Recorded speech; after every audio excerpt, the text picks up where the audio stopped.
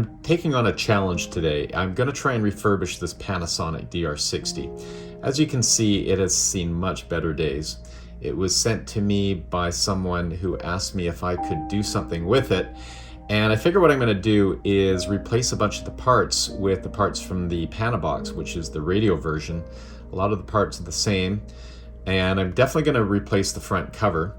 I see right off the bat that the circuit board is working, although there are some issues. You can see some black on the right and the left sides of the display screen.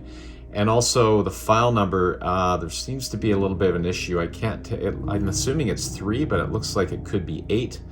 I don't really know. So we're going to try and fix that. There is an issue with recording as well. Let me show you.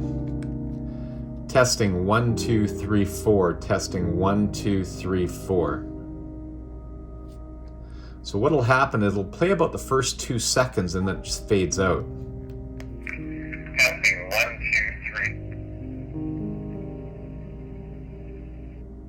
3. Now I've never run into that issue before.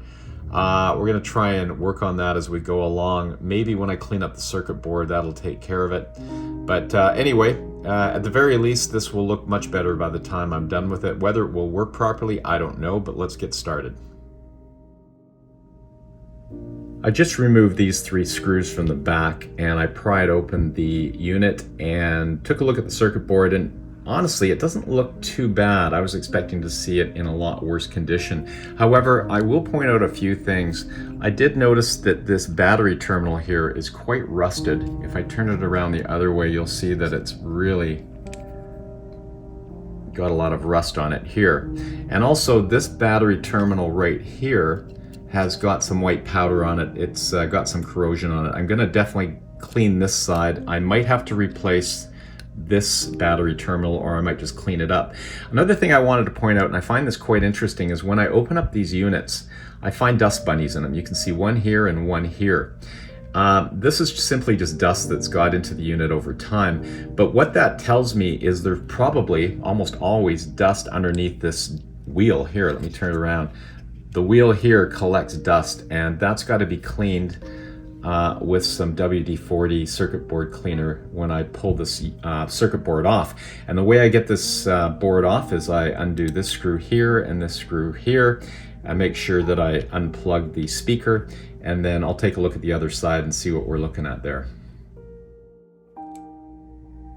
I just removed those 2 silver screws and removed the circuit board, and I was anticipating if there was going to be any damage, it would be to this side of the circuit board, because this is the side that was facing the melted front cover. But fortunately, everything seems to look pretty good. We got pretty lucky here. The only problem I found is that this dial here is a little misshapen. It should be round. It's also a little bit warped, but I know that it works, so that's good news. While I had this circuit board in my hand, I pressed down on this button and this button and this button, and they seem to be fine. And I flipped these switches back and forth, the one here, the one here, and the one here, and they seem to be working fine. So that's all good news. I'm going to check the internal battery later, and if there's any problems with that, I'll replace it, but hopefully it's working properly. With regard to the front cover, I'm going to have to replace this front cover because it is toast, as you can see.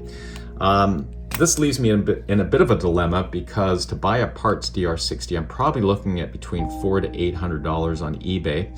So what I'm going to do, it's just the front cover that seems to have an issue. Is I'm going to use the front cover of the radio, which is the DR60's little brother, the radio. Now this is the model that I turn into a Panabox.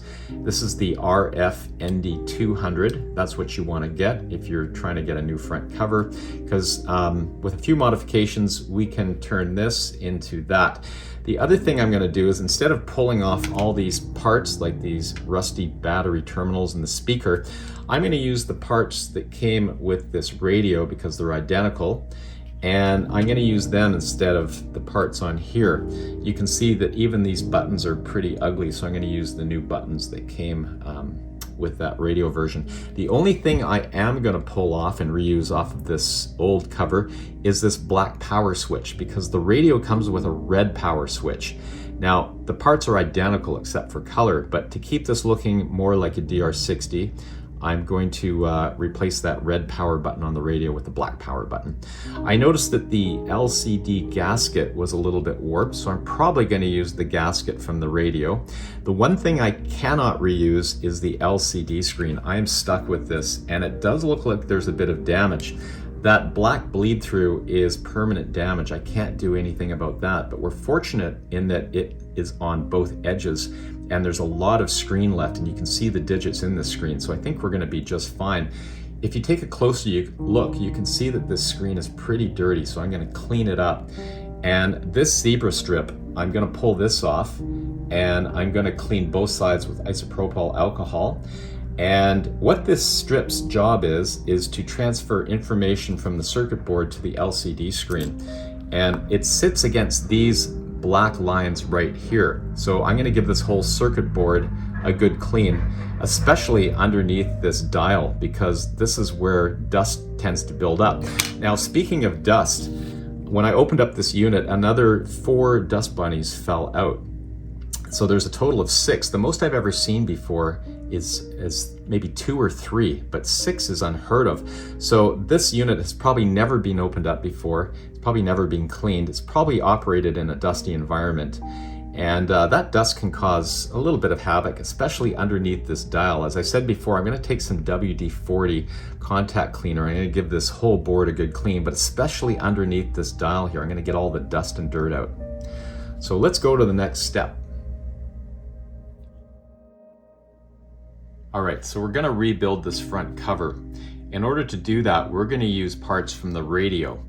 And this is what it looks like when it's pulled apart, when all the parts that you can use are pulled off of that radio before I convert it into a Panabox. So between the LCD screen, which we're going to keep because this LCD screen is different than the radio LCD screen, we cannot use this, so we're going to remove it.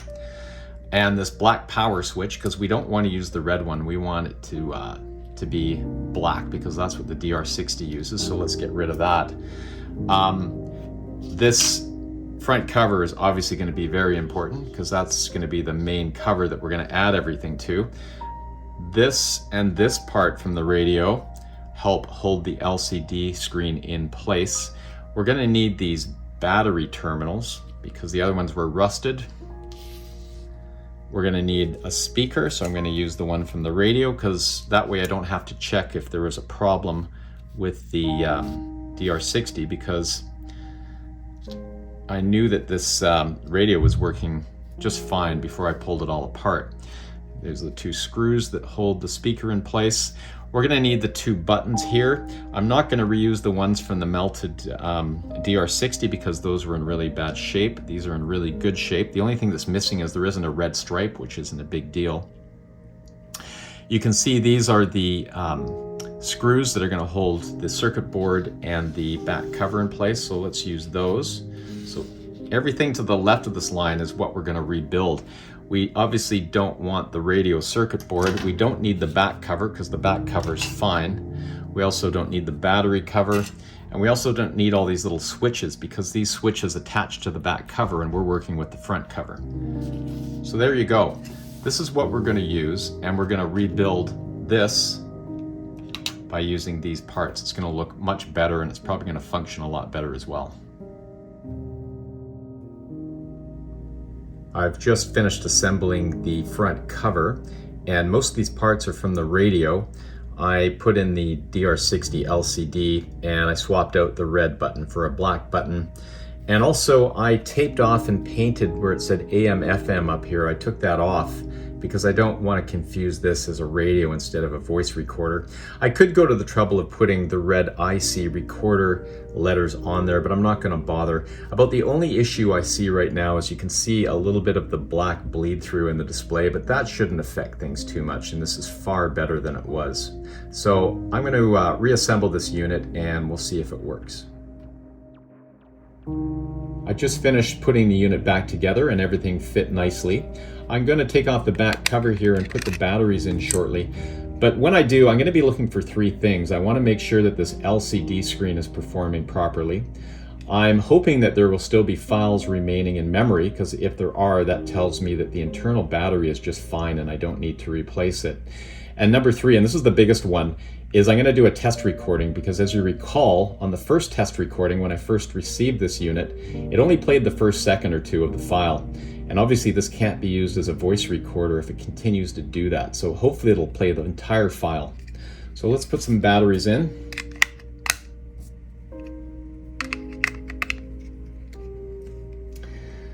So far so good. The circuit board looks like it's working.